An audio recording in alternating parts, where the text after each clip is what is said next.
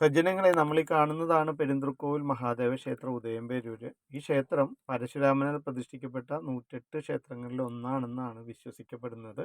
അതോടൊപ്പം പെരുന്തൃക്കോവിൽ മഹാദേവൻ സ്വയംഭൂവാണെന്നാണ് അവിടുത്തെ ആൾക്കാർ വിശ്വസിക്കുന്നത്. ഇവിടെ ഒരു വലിയ ക്ഷേത്രക്കുളമുണ്ട്. ഈ ക്ഷേത്രത്തിനകത്ത് ശിവനോടൊപ്പം തന്നെ പാർവതീ ദേവിയും ഉപദേവതമാരായിട്ട് ഗണപതി, അയ്യപ്പൻ, സുബ്രഹ്മണ്യൻ, നാഗദേവതമാർ, ബ്രഹ്മരക്ഷസ്, യക്ഷി എന്നിവരും ഈ ക്ഷേത്രത്തോടൊപ്പം തന്നെ വാണരുളിയിടുന്നുണ്ട്.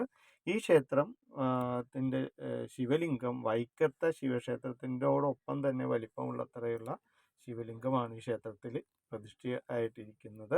ഈ ക്ഷേത്രത്തിലേക്ക് വരേണ്ട ആൾക്കാർ വടക്കുപുറത്ത് മാറിയിട്ട് നമുക്ക് നാരായണനും ഒപ്പം തന്നെ കുടികൊള്ളുന്നുണ്ട്. ഈ ക്ഷേത്രത്തിലേക്ക് എത്താനുള്ള പ്രധാന വഴി എന്ന് പറഞ്ഞാൽ നമുക്ക് നെടുമ്പാശ്ശേരി എയർപോർട്ടിൽ നിന്ന് തൃപ്പൂണിത്തുറ വരിക. തൃപ്പൂണിത്തുറയിൽ നിന്ന് വൈക്കം റൂട്ടിൽ റോഡ് സൈഡിലാണ്.